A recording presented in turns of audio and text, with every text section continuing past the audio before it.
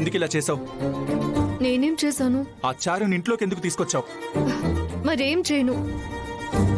వాళ్ళ అమ్మా నాన్న సూసైడ్ చేసుకుని చస్తామని బెదిరిస్తున్నారు.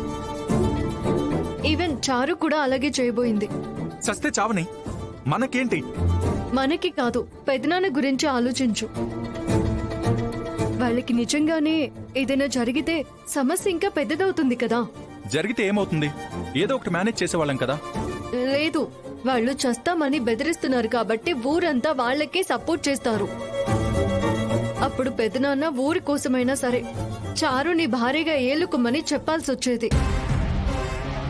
కానీ పెదనాన్న అలా చెప్పలేరు. ఆయన దృష్టిలో ఎప్పటికీ మనమిద్దరమే భార్యాభర్తలం.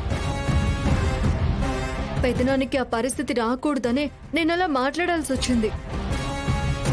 చారును కూడా ఇంటికి తీసుకురావాల్సి వచ్చింది. సరే, అయితే ఇప్పుడేం చేయాలి? తనతో ప్రేమగా పలుకుతూ నవ్వుతూ మాట్లాడాలా? అది నీ వల్ల కాదు అని నాకు తెలుసు.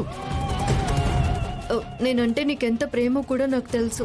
చారు మీద నీకెప్పటికీ పాజిటివ్ ఇంప్రెషన్ రాదని తెలుసు. మరి ఎందుకు ఇదంతా? ఎందుకంటే తను నాటకం ఆడుతుందని మనం ప్రూవ్ చేయాలి. నాటకం ఏంటి? తనకు కళ్ళు పోలేదు, అదంతా నాటకం. నేను ప్రూవ్ చేస్తాను. అప్పుడు తనకెవరు సపోర్ట్ చేస్తారో నేను చూస్తాను. ఈ ఊరి జనంతోనే తన్ని మెడ పట్టి బయటికి గెంటించేస్తాను. అది కాదా అద్యా? నేనేం... నా మీద నీకు నమ్మకం ఉంది కదా? ఉంది, కానీ నువ్వు అనుకున్నదంతా అబద్ధమైతే పరిస్థితి ఏంటి? అందరూ కలిసి తన్ని యాక్సెప్ట్ చేయమని నన్ను ఫోర్స్ చేస్తారు. అలాంటి పరిస్థితి నాకొద్దు.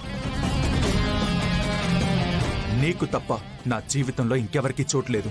ఈ ప్రాబ్లం కి పర్మనెంట్ సొల్యూషన్ కోసమే ఇదంతా. You just don't worry, please believe me.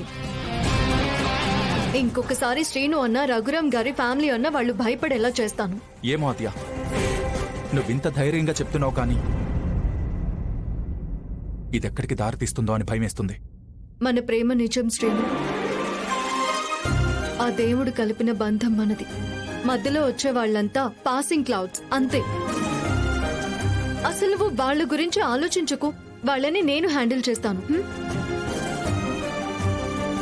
Srinu, I love you.